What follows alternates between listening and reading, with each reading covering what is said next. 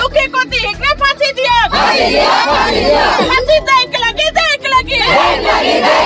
দুঃখী কে ফাঁসি দেখ লাগে দুঃখী কে ফাঁসি দেখ লাগে।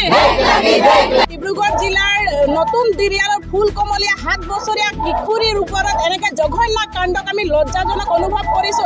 আজি চৰকাৰখনে কৈ থাকে বেটি বাঁচাও বেটি পঢ়াও, এই বেটি বাঁচাও বেটি পঢ়াও আমি অৰ্থহীন দেখিবলৈ পাইছো। আৰু যি কোনোখিনিত আমাৰ নাৰী সুৰক্ষা নহয়, নাৰী চৰকাৰখনে বিভিন্ন আঁচনি প্ৰলোভন দিয়ে, কিন্তু আমাক আঁচনি নালাগে। আমি নাৰী সুৰক্ষা আইন প্ৰদান কৰক আৰু আমাৰ ফুল কমলীয়া শিশুৰ ওপৰত হোৱা জঘন্য কাণ্ডৰ উচিত তদন্ত হ'ব লাগে।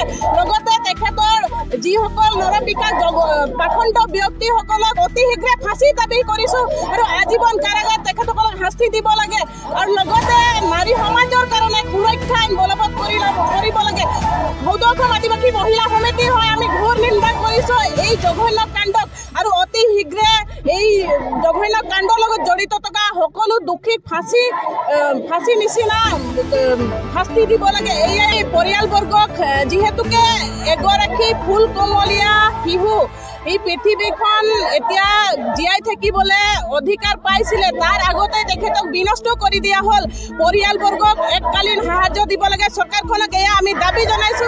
আৰু নাৰী সমাজক এক কঠোৰ আইন যাতে বলবৎ কৰি দিব লাগে যে দুনাই আৰু দুবাৰে কোনোবাই এনেকে ঘটনা কৰিবলৈ সাহস নকৰিব। হয়, আমি দুখ অনুভৱ কৰিছো চৰকাৰ কোনোখিনিত কোনো শিশুৰ পৰা বৃদ্ধালৈকে কোনো নাৰী সুৰক্ষিত নহয়। আজি সমাজখনৰ নাৰী সমাজখনক ফাৰ্ষ্ট প্ৰিফাৰেঞ্চ দিয়াৰ পাছতো নাৰী সমাজ সুৰক্ষিত নহয়। আমি সঁচাকৈ নাৰী হৈ নিজকে দুখ অনুভৱ কৰিছো আৰু চৰকাৰখনক এটাই কাটৰ নিবেদন কৰিছো যে নাৰীসকলক সুৰক্ষা প্ৰদানৰ ক্ষেত্ৰত এটা কঠোৰ আইন যাতে বলবৎ কৰিব লাগে, প্ৰণয়ন কৰিব লাগে। এয়াই আদিবাসী মহিলা শক্তি আহ্বান হৈ দাবী জনাইছো।